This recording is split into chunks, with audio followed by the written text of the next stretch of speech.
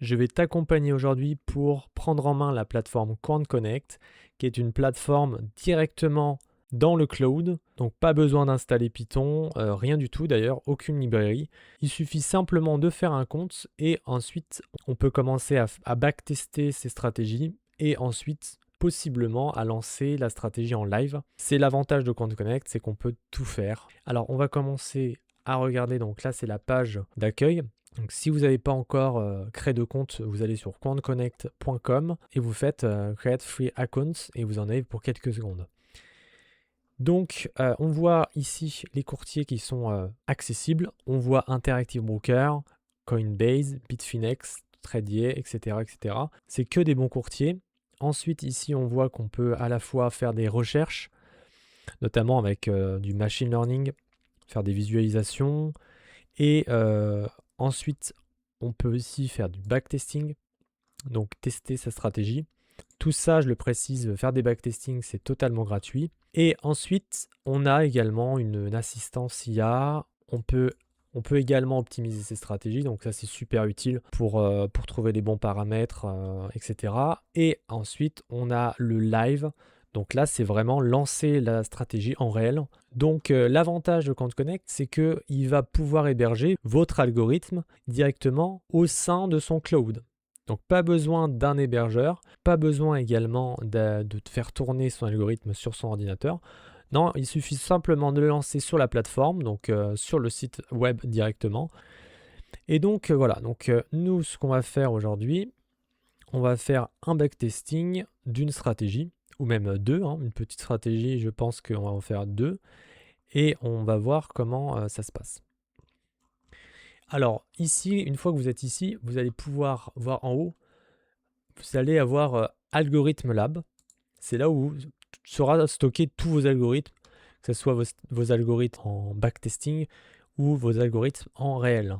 Et ici, on a stratégie. Alors, on va juste cliquer sur stratégie et on voit qu'en fait, QuantConnect a cette espèce de dashboard en fait où on va voir les stratégies, les meilleures stratégies qui tournent actuellement. On voit que Jingyu a une stratégie sur 3 mois qui fait 19%, donc très bien. Voilà, on peut voir comment elle évolue, la performance. Donc ça, bien sûr, on ne peut pas récupérer la stratégie, hein, vous vous en doutez, mais c'est une possibilité de voir voilà, les performances que certains peuvent avoir. Et si vous voulez aussi récupérer certains noms, certaines informations sur les noms de stratégies. On voit ici VIX, Term, Structure, S&P 500, Risk Overlay. C'est une stratégie qui est vraiment, qui est vraiment performante pour le coup. Regardez, ça fait que de monter. Et du coup, là, on s'imagine que c'est une stratégie basée sur le VIX. Donc le VIX, c'est l'indice, ce qu'on appelle aussi l'indice de la peur, hein, un indice dérivé du S&P 500. Donc voilà, donc vous allez avoir plein de possibilités communautaires en fait, hein. Même pour poser des questions, vous allez pouvoir poser des questions. Ça va être dans communauté ici. Et vous allez dans communauté ici, voilà, community. Et ici, il y a toujours une possibilité de poser ces questions. Start new discussion, voilà. Donc c'est l'avantage de QuantConnect. Là, à droite, vous allez aussi avoir un profil. Donc voilà, donc ça c'est un truc en plus. Et donc on va maintenant commencer à lancer notre premier projet de backtest. Hop, on crée un nouveau algorithme et on fait défaut template. Alors on va juste zoomer un petit peu. Alors déjà, pour commencer, quand on arrive là, il faut comprendre qu'il y a la classe qui symbolise en fait que c'est notre algorithme. On a deux fonctions. La première, c'est cette fonction-là qui va nous permettre d'avoir tout ce qui va être initialisé au début, donc au lancement de l'algorithme. Donc là, comme on voit, on initialise le début donc la date de début de notre backtest. On peut également, on va le voir comme ça, toc, définir une fin. Donc avec start, set, end, date, hop, et on va mettre 2025 0, 01, 01, voilà. Et on va mettre, d'ailleurs, on va mettre comme ça, on va mettre 1, 1, et on va mettre comme ça également 1, 1, comme ça, ça fera pile poil un an de backtest. Ensuite, ça, c'est le cash qu'on a au début. Donc, c'est finalement, c'est le compte. Combien on a sur notre compte, hein. Donc là, on met 100 000 $. Ensuite, ici, on charge les données. On voit qu'on a le S&P 500, le SPY, c'est le S&P 500, on a les bons du Trésor américain, et on a également Apple. Voilà, donc là, c'est en résolution minute. Et ça, voilà, pareil, on peut changer ça, et on peut mettre, par exemple, une résolution un petit peu plus large, hein, parce que là, ça va mettre un peu de temps, du coup, faire le backtest. Hop, on va mettre heure et heure. Voilà, donc on met en heure, et on a pareil, on a daily, on peut mettre daily, etc., etc. Voilà, donc là, ça, il faut comprendre que on a chargé les données. C'est comme si on avait téléchargé un graphique d'un an, avec des bougies chandelières de 1 heure. Voilà, tout simplement, c'est aussi simple que ça. Donc là, voilà, là on a ça, on a initialisé quand on va lancer le backtest. Ensuite, on a cette fonction-là qui va nous permettre simplement d'agir sur chacune de ces données de manière chronologique, hein, de la plus ancienne à la plus récente, et une par une donnée par donnée. Donc dès le début, on va avoir les premières données, on va faire onData, on va rentrer du coup là-dedans, et on va faire comme ça, sur cette condition, est-ce que le portefeuille est investi? Non, bah, le portefeuille n'est pas investi, c'est le début. Et ensuite, on va rentrer dans ces conditions, et là, set holdings S&P 500, 33033, donc cette holding permet de rentrer sur le marché avec un pourcentage du capital dédié, donc là pour le coup 33%. Et donc on va rentrer 33% de notre capital sur le S&P 500, on va rentrer 33% de notre capital sur les bons du Trésor américain, et on va rentrer 33% de notre capital sur Apple. On a compris, on va rentrer 99% de notre capital directement en action sur les marchés. Donc maintenant, on va lancer, hop, et ça va mettre un petit peu de temps pour tout simplement pour faire le backtest. Voilà. On attend un petit peu. Alors ça met jamais trop de temps normalement, surtout qu'on a mis en 1 heure pour le coup, donc on aurait laissé en minutes, je pense que ça aurait mis beaucoup plus de temps. Voilà, launching, et on attend les résultats. Donc là, on voit en haut à gauche, hein, qu'on a toujours des backtests par défaut, et les noms sont toujours différents. Ça fait des randoms, des noms random, hein, quoi. Donc ça permet de différencier chaque backtest. Donc une fois qu'on arrive sur cette page-là, c'est tout simplement le résultat de notre backtest. Ça, ici, c'est la courbe d'equity, donc c'est la performance de notre stratégie. Alors c'est mis en bougie comme ça. On peut zoomer. On met All. Et donc, on voit ici en haut à gauche, Equity. Equity, on a fini à 120 000 $. Donc, le backtest, il s'est bien passé pour le coup, hein, parce qu'on a commencé à 100 000 $ et on a fini à 120 000. Ça, c'est les frais. Donc, il y a des frais qui sont par défaut. On verra après comment les désactiver ou les changer, hein. Ça, c'est Holdings. Alors, Holdings, faut pas confondre avec Equity. Holdings, c'est l'argent qui est actuellement sur les marchés. Equity, c'est la totale du compte. Là, en fait, quand on a lancé nos trades, on a ça fait 99%. Donc il y a 1% qui n'est pas sur les marchés. C'est pour ça que dans Holdings, on a 1% en moins. Ici, on voit à droite volume. Volume, c'est du coup l'argent initié sur le marché. Alors volume, c'est volume total, hein. Donc s'il y a 2 trades, il y aura 2 fois 98 000 sur le volume. Ensuite, donc holdings, voilà, faut pas confondre, hein, c'est ce qu'il y a actuellement. On peut avoir beaucoup de performance et avoir holdings à 0 parce que la stratégie n'a pas de trade en cours. Voilà. Juste ici, c'est le net profit. Net profit, c'est l'argent qui a du coup été clôturé sur le compte. Là, on n'a pas de sortie de position, donc il y a moins 4,42, donc les frais seulement. Ça, c'est un ratio, hein, je ne vais pas rentrer dans les détails, mais c'est un ratio qui permet de voir la performance. Et ensuite, return, c'est le pourcent de performance de notre stratégie. C'est quelque chose qui est super important. Une réalisée, c'est l'argent, le bénéfice qui n'est pas encore clôturé. Et volume, on l'a vu tout à l'heure. On a ici le volume initié pour chaque actif. Voilà, donc là on voit que c'est similaire, quasiment. Et ensuite, ça c'est la marge, voilà, on voit la marge de chaque actif. Donc ici on a le drawdown, ici on a d'autres stats, les total trades, on a des stats un peu plus poussées, par exemple le bêta et l'alpha, c'est des stats importantes. Et on a des ratios comme le Sortino ratio, le Sharp ratio, le win rate, etc., etc. Et en plus, on a la possibilité de voir par rapport au rolling, donc d'avoir une fenêtre sur les ratios. Donc, par exemple, Sortino ratio. Sortino ratio, voilà, on peut mettre Sortino ratio et on a sur chaque fenêtre. Ok, donc maintenant, on va fermer cette page et on va du coup enlever les frais, comme on a dit.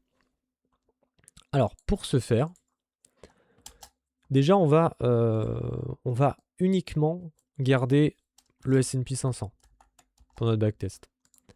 Ça va largement faciliter les choses. Et ensuite, on va mettre du coup le S&P 500, on va le mettre dans une variable qui sera beaucoup plus simple pour récupérer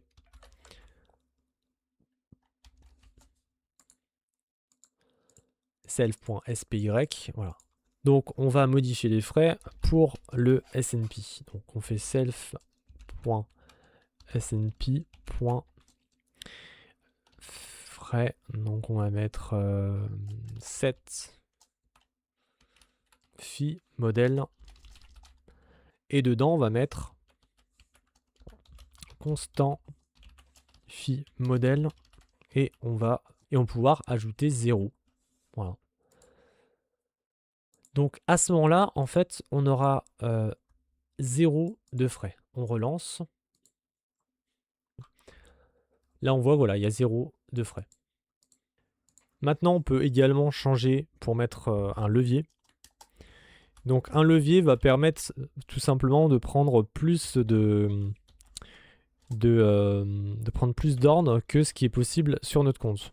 On va être obligé d'acheter maximum 100 000 $. Voilà, donc si on met un levier à 2, là on va pouvoir mettre 2, donc 200%, directement 200% de notre compte, 200 000 $. Donc ça permet d'être un peu plus ample ou d'avoir plus de réalisme, hein, parce qu'il y a pas mal de courtiers qui proposent des leviers aujourd'hui, donc voilà. Et c'est vrai qu'on peut être assez vite limité si on a un petit compte par exemple, un petit compte à 10 000 $ par exemple, on va pas pouvoir acheter par exemple le S&P 500 facilement, ou alors on va acheter qu'un seul contrat. Là on va pouvoir acheter plusieurs contrats grâce au levier. On voit que voilà, equity 151 000. On a vu qu'on a pu gagner, on va être exposé en tout cas plus au marché. Et voilà, on a un volume de quasiment 200 000 $. Voilà. Alors que notre compte est à 100 000. Donc techniquement, ça ne serait pas possible. Alors, ensuite, donc le levier, on va le laisser à 1. Dans notre cas, parce que 100 000 $, c'est suffisant. Et on va ensuite définir le benchmark. Alors, le benchmark par défaut, il est déjà sur le S&P 500. Parce que c'est le seul actuellement. Mais on peut définir voilà, le benchmark. Benchmark, c'est quoi? Ça va être pour tout ce qui va être les calculs de ratio qui utilisent le benchmark. Le benchmark, c'est l'actif, l'indice de référence sur lequel on va exposer le portefeuille, voilà, finalement. Donc là, on va du coup mettre le S&P 500. Pour ce faire, on ne peut pas mettre le S&P 500 comme ça. En vérité, le S&P ici, c'est des données. Cette benchmark attend le symbole. Donc, le symbole, en fait, c'est ça. Hein. Le symbole, c'est l'équivalent d'écrire ça. Ensuite, donc dans initialisation, toujours, on va par exemple ajouter un indicateur. Donc ici, on va écrire paramètres. Et ici, on va mettre indicateur.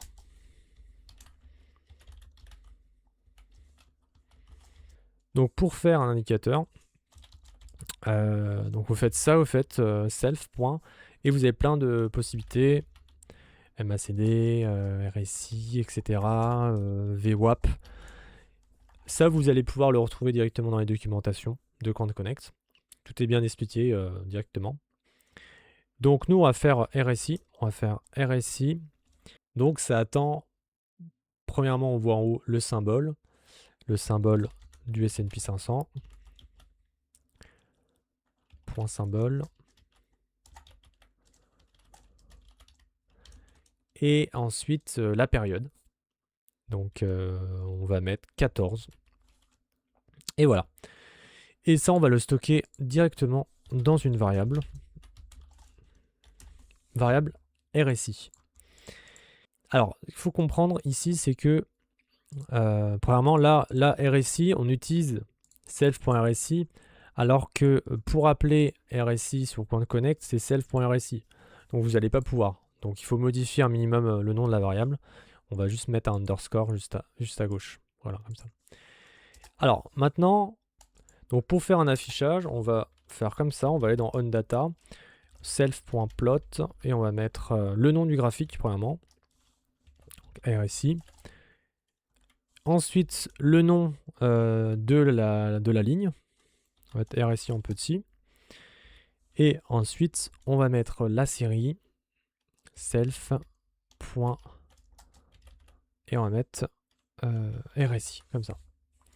Et on va lancer maintenant. Donc, là, là, je lance, mais je pense qu'il va y avoir une erreur. On verra après pourquoi. Donc là, il y a bien une erreur. On nous dit ligne 21. Et on a un problème avec cette ligne qu'on vient d'ajouter. Alors, on va modifier. Et là, l'erreur, c'est quoi? C'est qu'en fait, ici, là, on envoie directement toutes les données de RSI. Self-plot, ici, dans onData, attend uniquement le RSI actuel. Donc, le RSI de la ligne actuelle. Et également, donc là, on voit que ça achète un set holding 2, donc 200%. Sauf qu'on a enlevé le leverage. Donc, il faut enlever 200%. Il faut mettre simplement 1. Et on peut relancer. Donc c'est l'avantage de QuantConnect, c'est que c'est super facile de relancer, de modifier, de relancer. Et en plus, vous voyez qu'on peut modifier le code même quand c'est lancé. Donc c'est vraiment super pratique et rapide.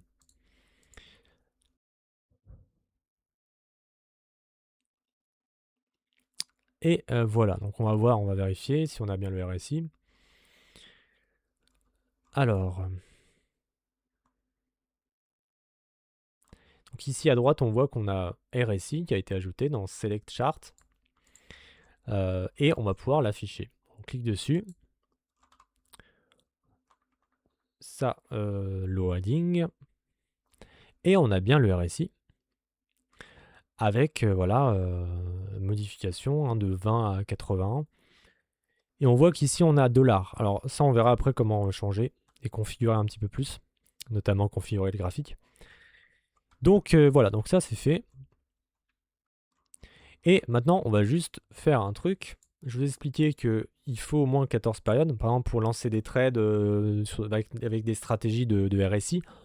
À ce moment-là, là, ça pose problème, parce que il pourrait y avoir un trade qui soit lancé avant que le RSI soit chargé, réellement. Pour ça, on va introduire self.setWarmup. Et warmup, ça va servir à quoi? Ça va servir à, d'une certaine manière, à préchauffer le graphique avant de lancer nos stratégies. Donc, avec setWarmup, ça va finalement bloquer, si on écrit ici, si self.isWarmup, isWarmup, comme ça, je pense. Warm up. Je pense que c'est comme ça. Bah là, à ce moment-là, on return en fait. On va sortir de onData. Donc, is warm up. Je pense que c'est plutôt is warming. Je pense que c'est comme ça. Donc maintenant, pour bien comprendre onData, on va faire un truc. Juste ici, on va faire un log. Alors le log, ça va permettre d'afficher des choses dans une console et d'avoir pas mal d'infos, en fait d'écrire tout ce qu'on veut. Alors pour faire ça, self.log. Et voilà, on met un message, on met ce qu'on veut dedans. Nous, ce qu'on va mettre, on va mettre le prix actuel. Pour ce faire, hein, on fait self le SNP, donc SNP point, et on a pas mal de possibilités comme close. On va pouvoir avoir la clôture. Et on va relancer et on va comprendre vraiment comment fonctionne onData en détail avec ça. Donc on attend la fin de ce backtest. Ah, je pense que je vais le réduire un petit peu parce que ça prend quand même beaucoup de temps. Je pense que je vais faire des cuts en tout cas quand il y a ça, mais je pense que je vais le réduire un petit peu, hein, la période de backtesting. Donc voilà, et donc ici, si vous allez là et vous allez dans log, à ce moment-là, vous allez pouvoir avoir, ça prend un petit peu de temps, vous allez pouvoir avoir les logs, et donc là les logs de tous les prix que onData charge à chaque fois. Un onData, ça c'est un onData, ça c'est un onData. D'ailleurs on voit bien le warm-up, starting warm-up, finish warm-up. Ah donc là en fait c'est juste que le warm-up, finalement ça affiche le message du warm-up après le chargement de onData. C'est pour ça qu'on a quand même self-log avant. Hein. Mais sinon, ça a bien fonctionné. On a rien, on n'a pas de données avant warm-up. Et voilà, on a tous les prix, un par un, par un, par un. On a 7 pages, 7 pages quand même. Et ensuite, on va illustrer comment prendre des trades, comment vendre, etc. Donc, maintenant, on a tout ça. Et on va regarder ici. Alors, ici, on a si le portefeuille n'est pas investi, alors on rentre en position. On a utilisé Celt Holding hein, qui permet d'utiliser un pourcentage de notre capital. On peut très bien utiliser Market Order qui va permettre de prendre un ordre directement avec des lots. Donc par exemple je mets 5 lots. Donc c'est beaucoup plus réaliste hein, de ce qu'on fait avec notre courtier. Et là on voit S&P 500. On va juste modifier ça. On va mettre tout simplement notre symbole. Voilà. Donc ici, on a du coup 5 lots. Et on peut très bien également avoir des ordres de vente. Hein. Alors, comment vendre? Donc, de faire une vente à découverte. Très simple. C'est exactement la même chose. Sauf qu'on va mettre -1. -5. Là, c'est -5. Là, ça va vendre à découvert. Ok? Et donc, on va faire les autres possibilités. On a également la possibilité de faire des stop markets. Donc stop market. Donc stop market c'est quoi? En gros, on va faire sell comme ça. Sell limite. Et on va faire buy stop. Toc. Voilà. Et du coup ici c'est des buy limite. Buy limite. Et sell stop. Sell stop. Voilà, donc en gros. Donc ça illustre en fait le prix où on est actuellement. Ok. Si on fait un stop, donc finalement ici c'est un sell avec -5, une sell stop, un sell stop ça va être en dessous du prix. Ok. Donc en fait on va, si le prix baisse à un niveau précis, à ce moment-là ça va donc vendre la position. Si au contraire on a un stop, donc du coup un buy stop qui est ici, et bah c'est le contraire. C'est un buy stop, on va avoir un prix qui est au-dessus, donc le déclenchement, prix du déclenchement au-dessus du prix actuel. Voilà. Donc ensuite, on a également les limites. Donc pour ce faire, limite order. Et là, voilà, donc un buy limit, ça se fait en dessous. Donc en fait, il faut que le prix baisse pour acheter. Donc ça, c'est vraiment un petit peu comme prendre un prix avantageux pour acheter. Et ensuite, le contraire, c'est pour vendre. C'est un sell limit. Donc à ce moment-là, on va vendre la position si le prix revient au-dessus. Voilà, donc en fait, ce qu'il faut comprendre, si vous êtes en achat, vous allez utiliser un sell stop pour faire un stop loss. Comme ça, vous allez sortir de vos positions à l'achat. Voilà, vous allez vendre vos positions à l'achat. Inversement, si vous êtes à la vente à découvert, vous allez utiliser un buy stop pour sortir les positions en stop loss, pour faire un stop loss et sortir les positions, donc racheter les positions vendues. Et ensuite, le take profit, vous allez du coup avoir un take profit si vous êtes à l'achat, un sell limit, comme ça, ça va vous permettre de vendre vos positions. Et à l'inverse, si vous êtes à vente à découvert, ça sera un buy limit en take profit. Comme ça, vous sortez vos positions, vous rachetez vos positions vendues à découvert. Voilà, donc ça, c'est clair. Donc, du coup, là, on a vu, il faut attendre, voilà, ça attend un prix quand même d'exécution. Donc, c'est un ordre en attente, hein, un ordre avec une condition de prix. Donc, du coup, on a compris, hein, là, on est par exemple à l'achat sur un stop market. Du coup, le prix va être au-dessus. Donc, on va mettre 1000. Voilà. Et ensuite, pour un limite, là, on n'est pas en limite moins 5. Le limite, le sell limit, là, il est également au-dessus. Voilà, donc 1000. Si je mets par contre un buy limit, le buy limit, donc avec une condition de prix avantageuse finalement pour l'achat, c'est pour ça que vous pouvez vous dire, en fait, limite c'est avantageux pour l'achat, stop c'est désavantageux pour l'achat d'une certaine manière. Ça va bloquer d'une certaine manière, si le prix continue dans le même sens. Et du coup, là, on va faire 0. Voilà. Toc. Donc ça, on a compris. Ok, donc maintenant, on va pouvoir faire notre première stratégie. Alors, on va mettre ça comme ça. Alors, on va aller ici. Et notre première stratégie va se faire sur le RSI. Alors, l'idée, c'est quoi? C'est super simple. Hein. Pour commencer, on fera une stratégie un peu plus complexe après. C'est quand le RSI est en dessous de 30, on va acheter. Quand le RSI passe au-dessus de 70, on va vendre. On voit là c'est 70 et là c'est 30. Alors pour ce faire, on va supprimer tout ça, on va repartir. Et du coup, si le portefeuille n'est pas investi, ça c'est notre condition de base. Mais il faut rajouter une condition ici qui est end self.rsi. Donc il ne faut pas oublier l'underscore rsi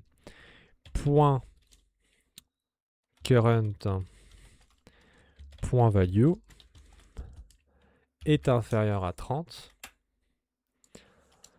À ce moment-là, on initie un trade self.market order. Sur quoi? Sur le SPY.symbole. Et on va faire un ordre de 10. Voilà. 10 lots, en gros. Là, c'est condition d'achat. Et ensuite, condition si le portefeuille, faut pas oublier self.portfolio .invested et que le RSI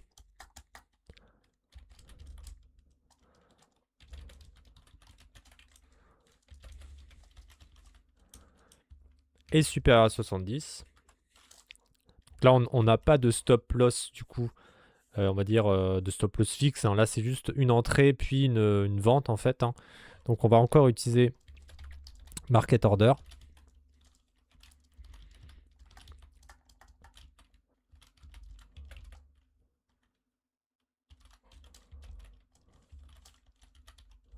Et on va du coup sortir moins 10. Voilà.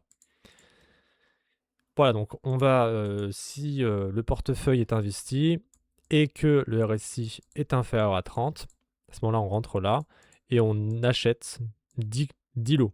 Donc 10 contrats. En gros, ça va faire 10 contrats de ce qu'on a vu. En gros, ça fait comme si on achetait à peu près dans les 480, selon le moment où ça s'enclenche. 484. Donc 484 x 10. Donc ça fait 4847 par exemple. Voilà, donc ça c'est le volume en gros sur 10 lots. Donc c'est pas énorme, hein, on a 100 000 euros de capital. Et ensuite, si on a le portefeuille est déjà investi, du coup il y a un trade en cours, et que le RSI est supérieur à 70, à ce moment-là, on vend une position de 10 lots. Donc à ce moment-là, on va pouvoir relancer. C'est très très simple, une stratégie très très basique. Ok, donc là, petite erreur, j'ai oublié un R. Alors, hop. Voilà. Et on va lancer notre stratégie. Alors, ok, donc là, on voit que là, c'est notre performance. On a un profit de 254 $. Donc là, on voit que effectivement, c'est net profit, hein. C'est l'argent qu'on a sur le compte, qu'on a retiré du marché, en gros. Et là, on a un trade, une réalisée en cours. Là, on va pouvoir voir juste ici, dans Order, on va avoir des détails sur les ordres. Le 2 janvier, on achète Buy Market et on va acheter 10 lots. Et voilà, donc ça s'est bien déroulé. Et ensuite, le 19 janvier, à ce moment-là, on vend une position et on vend 10 lots de position, etc. etc. Buy Market, Sell Market. Et on voit qu'effectivement, on a à la fin un trade qui est pas sorti, donc c'est le trade, donc on voit une réalisée ici. Et donc ça, c'est une petite stratégie qui fonctionne très bien. Et maintenant, on va passer à une stratégie un peu plus compliquée. Pour ce faire, on va d'abord introduire le concept de max et min. Max et min, en gros, ça va permettre de voir le plus haut et le plus bas sur une période donnée. Donc, ce qu'on appelle une fenêtre. Donc, pour ce faire, on va appeler max et on va faire le max du S&P 500. Donc, on récupère, il faut le symbole. Et ensuite, il faut également indiquer, comme on le voit, la période. Donc, il faut savoir que la période, donc ça va faire une fenêtre comme ça sur toutes les données, une fenêtre glissante sur toutes les données. Et pareil, hein, on va faire le minimum, comme ça, le min. Et on peut également, comme on a fait avec RSI, max et min, on peut afficher. On peut afficher comment ça évolue. Alors, là, ce qu'on va faire, on va afficher les deux sur le même graphique. Alors, pour ce faire, pour afficher les deux sur le même graphique, on va être obligé de créer un graphique. On va mettre ici graphique. Pour créer un graphique, on fait chart et on met chart est égal à chart, comme ça. On met un nom. Donc nous, c'est max et min. On met un nom. Et ensuite, à ce chart, à ce moment-là, on ajoute une série. Il faut savoir, série, ça va en gros préparer le graphique. On fait série. Et c'est ce qui va aussi nous permettre, par exemple, de faire un graphique en barre, un graphique en ligne, un graphique en bougie. Voilà. Donc on va commencer par la série max. Donc max, nous, on veut une ligne. Donc série type point ligne. on va mettre une couleur aussi. Hop. Color. On va mettre du bleu. Et on va faire pareil pour l'autre. Chart. Pour min. Voilà. On va mettre du red. Ok.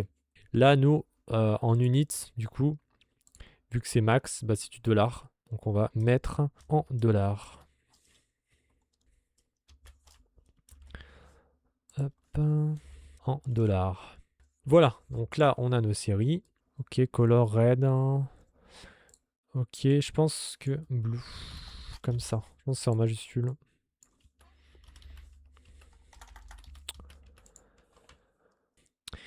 Maintenant qu'on a donc ajouté ça, il faut aussi l'ajouter au graphique.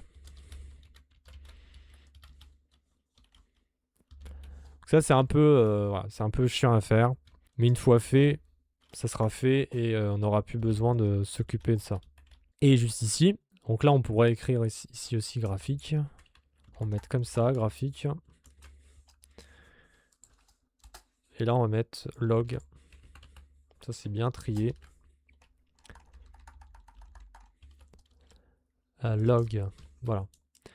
Dans graphique ici, on va ajouter exactement comme on a fait pour le RSI. Sauf que là, on va spécifier qu'on veut bien le graphique, qui est donc le graphique, le nom du graphique, c'est celui-ci. C'est max, premièrement. Puis min, on verra après. Et ensuite là, on veut du coup afficher le max.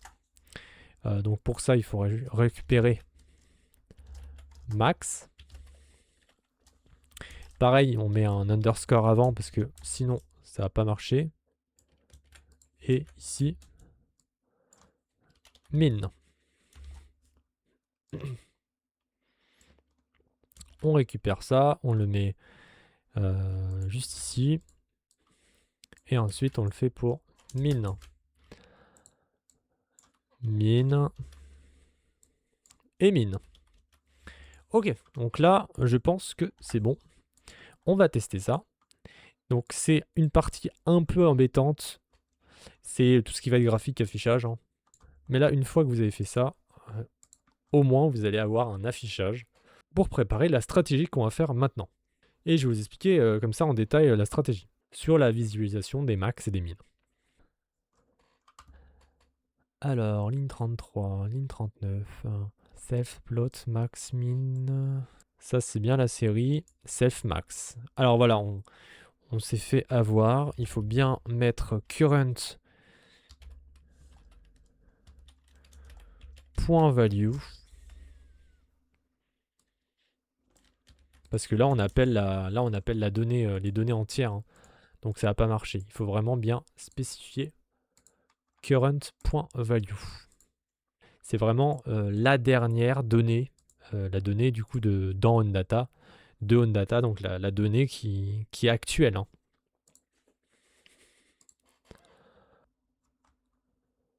Alors, on va ici. Et du coup, on va ajouter, on a notre nouveau graphique, max, min. Et on va bien avoir le graphique avec en bleu le plus haut et en rouge le plus bas. Donc c'est nickel.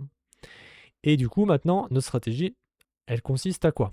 La stratégie, elle va consister à, une fois qu'on a un plus haut, donc là, par exemple, on a un plus haut, on va rentrer en position à l'achat. Et on va placer un stop loss sur le plus bas. D'accord? Et on va avoir un take profit. Alors, ce take profit, on va le définir un petit peu de manière random, hein, mais on va mettre on va dire à 10. 10, c'est pas mal. Donc, on va faire ça tout de suite.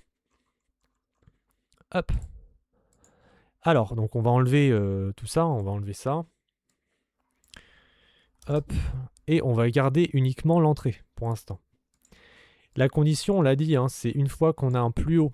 Alors, comment faire pour savoir une fois qu'on a un plus haut? Donc, ça veut dire que le plus haut actuel est différent Donc il est au-dessus du plus haut précédent. Ce qu'on va mettre, on va mettre stratégie.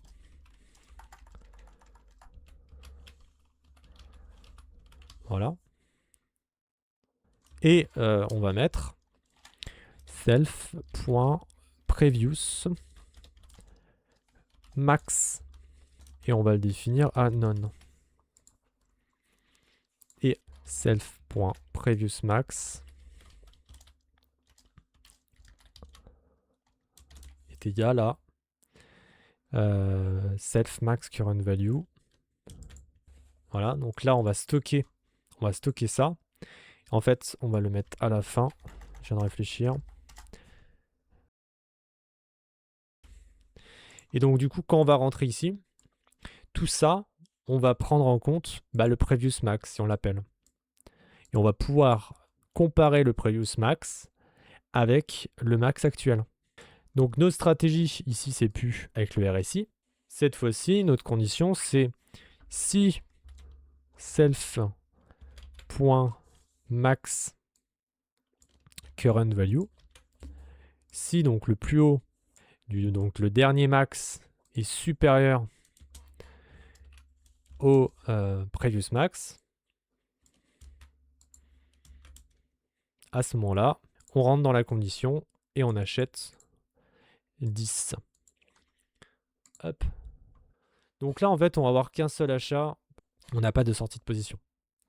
On va la faire juste après la sortie de position. Float et non-tip. Je pense que j'ai compris pourquoi. Là, en fait, ce qui se passe, c'est simplement que tout au début, il n'y a rien, il y a none, et on passe quand même là-dedans. Donc pour ce faire, on crée une condition supplémentaire. Cette condition, c'est il faut que ça soit is not. Voilà, donc self none is not none.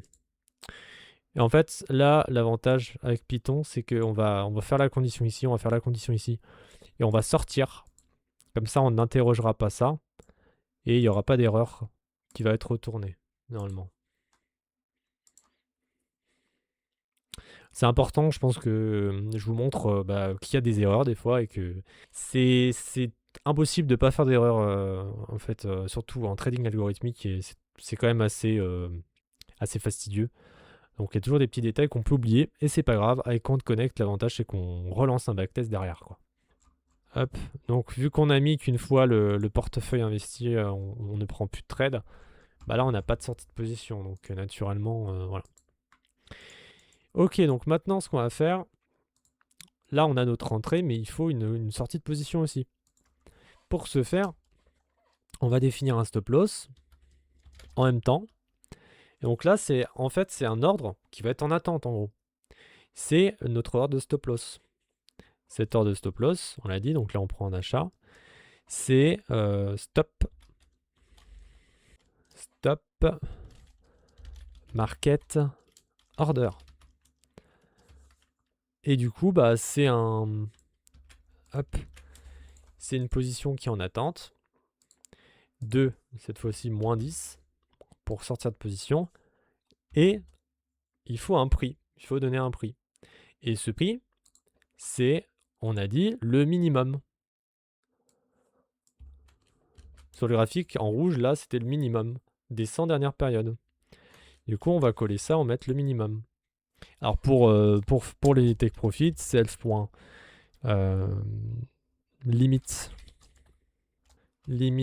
order et non limit market order cette fois-ci.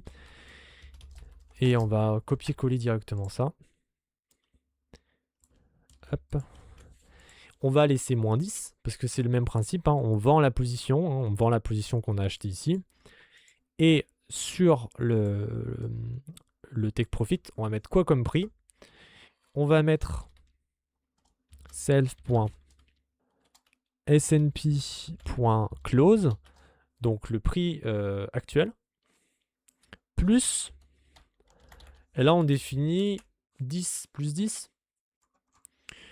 Je pense que ça peut être pas mal, plus 10. On voit là avec les... Ouais, on tourne autour de 500, on a une volatilité Quand même assez faible, hein. Donc je pense que 10, ça peut être bien. Ouais, même 5, on va mettre 5. On va mettre plus 5. Et donc voilà, le take profit, il sera au-dessus. Au-dessus de notre achat de 5 $, du coup. Et donc là, il faut comprendre quelque chose. C'est qu'on va avoir un problème. Ce qu'on appelle les ordres résiduels. C'est que là, on va avoir un stop loss, donc un ordre stop et un ordre limite. Mais il y en a un des deux qui va être activé. Du coup, l'autre, il va rester. Si on a un take profit, le stop, il va continuer à rester. Si on a un stop loss, l'ordre limite va encore être actif. Pour ce faire, on va introduire une fonction. Et cette fonction s'appelle onOrderEvent. Dedans, on met self, order event, order event. Et du coup, cette fonction onOrderEvent, elle va être appelée quand il y a un ordre qui est activé, qui est déclenché, qui est... peu importe, dès qu'il y a quelque chose lié à un ordre. Alors déjà, dans cette fonction, du coup, on va prendre de l'info sur l'ordre. Pour prendre de l'info sur l'ordre, hop, order self.transaction.get order by ID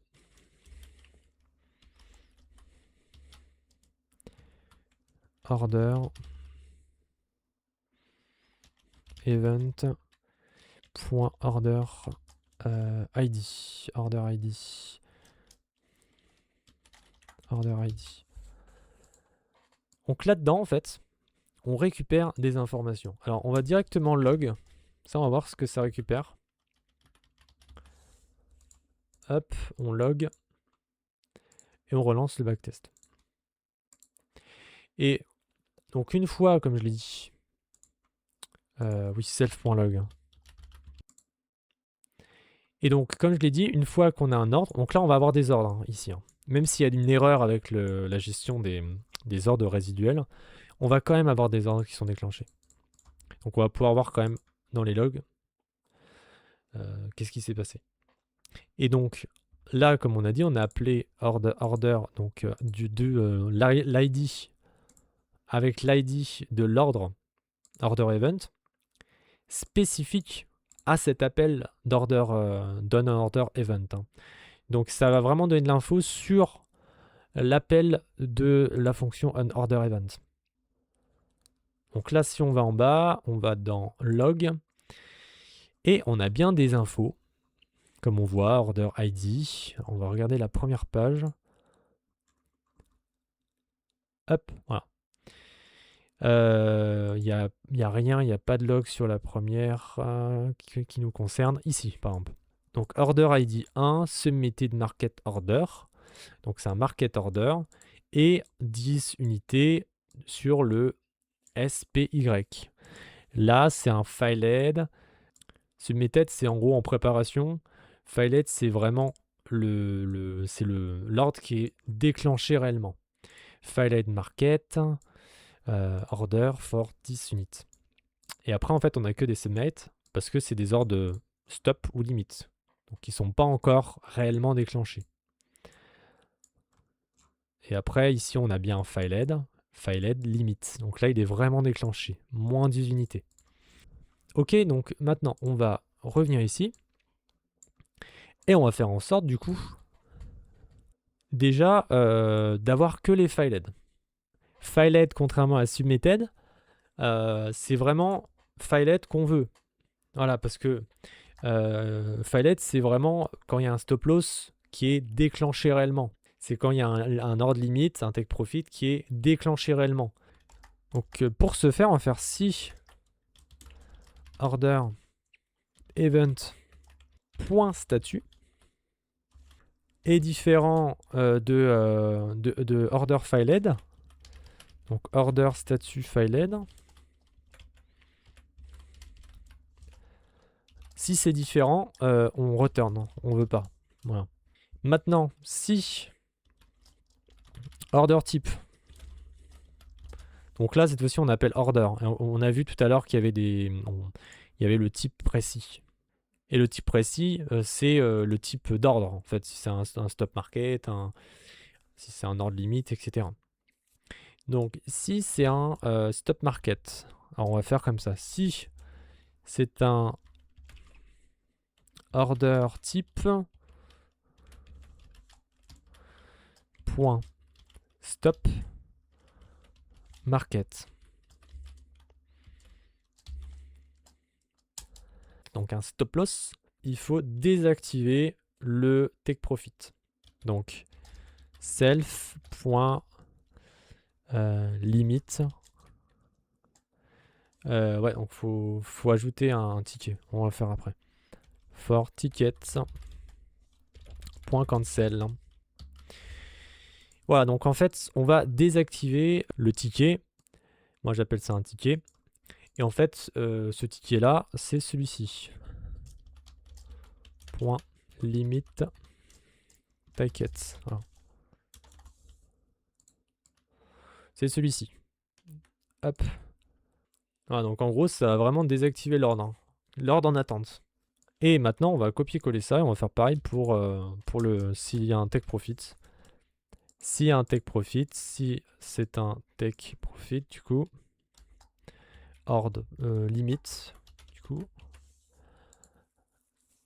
à ce moment-là, on cancel quoi? On cancel le stop loss.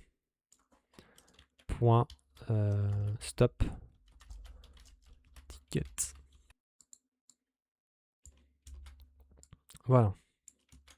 S'il y a les bonnes conditions pour rentrer en position, c'est-à-dire qu'il y a en fait un nouveau max qui est créé, à ce moment-là, on rentre en position de 10 lots.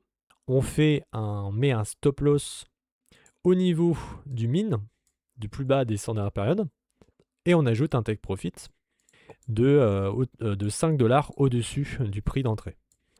À ce moment-là, une fois qu'on a market order qui est activé, donc le premier, on va là et en fait, à ce moment-là, il n'y a rien qui se passe. Voilà. On va ici. Ici, c'est pas un order stop market et c'est pas un limit order market non plus. Si par contre un stop loss est touché, à ce moment-là, si on vient ici, on va du coup aller ici. Order type est un stop market et on va self limit ticket cancel. On va cancel l'ordre en attente de l'ordre take profit en attente.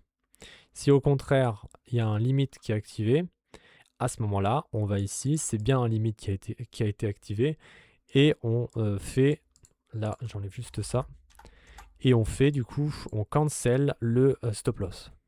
Voilà. Donc maintenant notre stratégie, elle est OK, on va pouvoir lancer le backtest. Et d'ailleurs, on va lancer dans une plus grosse période. On va reprendre 2025, 1, donc le 1.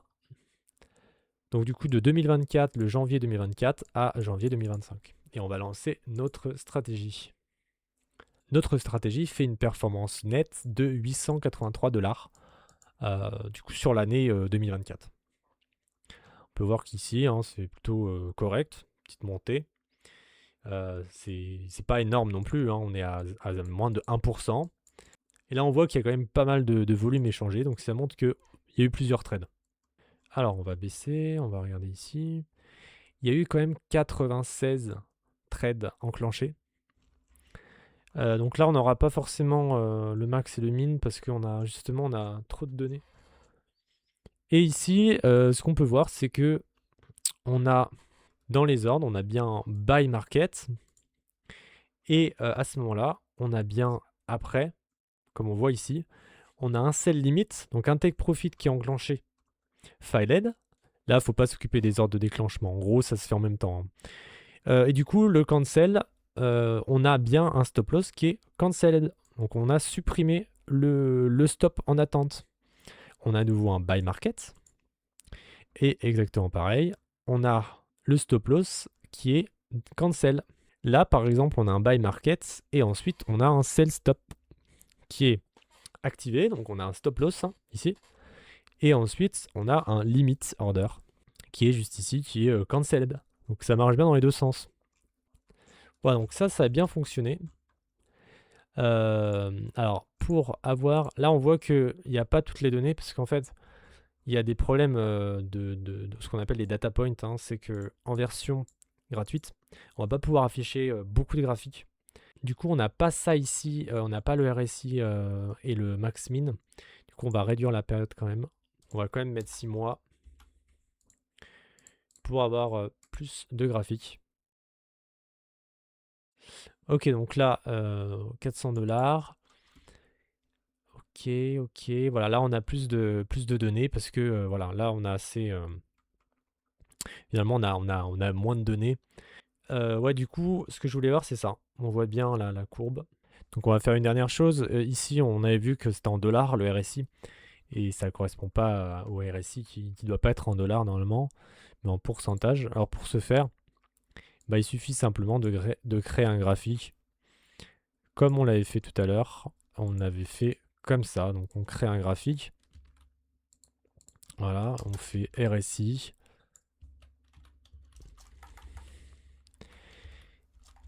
RSI. Et ensuite, on va plutôt utiliser charts RSI. Et dans ce chart RSI, on crée RSI. Et là, par exemple, on va changer, on va mettre point barre. Donc ça va pas être du coup un RSI en ligne, mais en barre. Et on va mettre à la place % juste ici. Et il faudra bien modifier ça. Donc RSI, c'est le graphique qu'on a créé.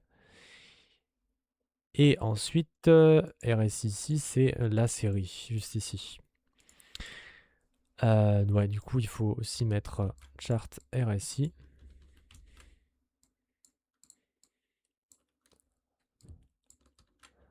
Et ajouter aussi ça comme ça.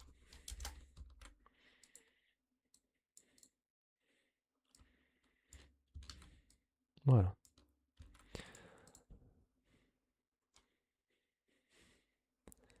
Et on peut relancer. Donc du coup, voilà ce que ça donne. On a le RSI. Cette fois-ci, on a le RSI en barre. Et on l'a en pourcent. Maintenant, on va parler du déploiement. Donc pour déployer une stratégie en réel, alors à ce moment-là, vous allez en haut, à droite, ici. Et il y a Live Trade Project. Juste ici, vous avez pas mal de choix. Vous avez Paper Trading, Interactive Broker, toutes les plateformes que j'ai nommées plus tôt. Et à ce moment-là, bah, vu que c'est des plateformes qui sont vraiment affiliées à CoinConnect pour le coup, donc il y a vraiment un support engagé. Et du coup, bah, c'est très simple. Là, je ne vais pas le lancer. Pour pouvoir lancer, il faut avoir donc live trading, paper trading, interactive broker, etc. Il faut avoir voilà il faut avoir quant recherche. Quant recherche, c'est ici. Donc c'est 60$ par mois. Voilà, vous payez 60$ par mois. Après, ça serait quand même dommage si vous avez une stratégie qui fonctionne et qui est rentable de ne pas payer 60$ par mois. Alors que là, vous allez vraiment avoir tout. Il faut se rendre compte que l'équivalent de ce que fait CoinConnect, c'est un VPS, une gestion totale du coup de l'API de programmation, etc. C'est aussi une gestion de l'API de connexion avec le broker. C'est tout ça réuni, ça simplifie énormément la tâche. Et donc bien sûr, c'est pas, ce tutoriel n'est pas du tout sponsorisé. Je fais ça parce que j'adore cette plateforme.